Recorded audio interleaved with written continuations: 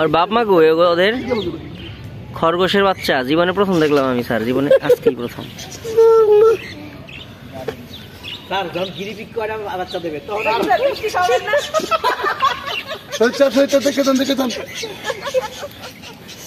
ওরে বাবা, এত সুন্দর সুন্দর বাচ্চা কেন এগুলো? আরে দেখবেন এক সপ্তাহ পরে খালি দৌড়বে তোর মধ্যে।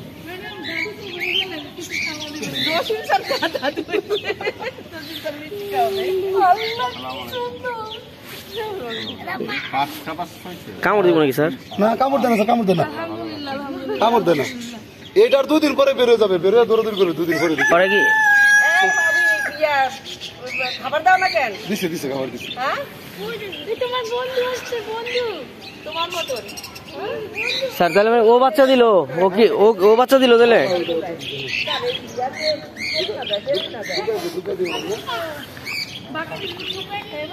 না না কিচ্ছু হবে না, এই যে তোমার মতন।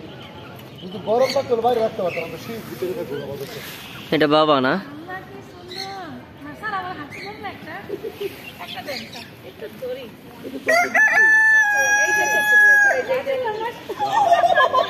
স্যার এই গিনি পিগও তো বাচ্চা দিব স্যার? গিনি পিগ 2-1 দিনের মধ্যে বাচ্চা দিব। গিনি পিগ ওই যে ও তো বাচ্চা দিব। লাভজনক স্যার।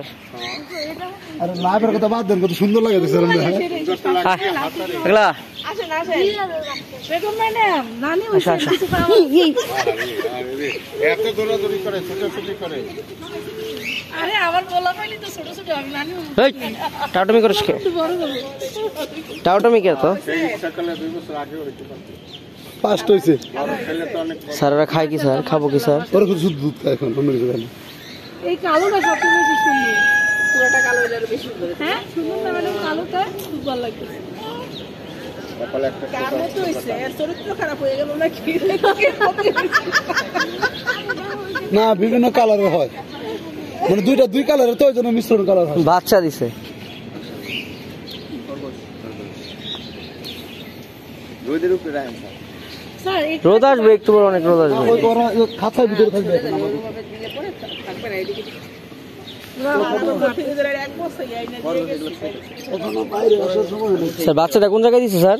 এই যে কোনা, এই কোনা, বেগম ম্যাম এই রুমে ব্যবস্থা করেন।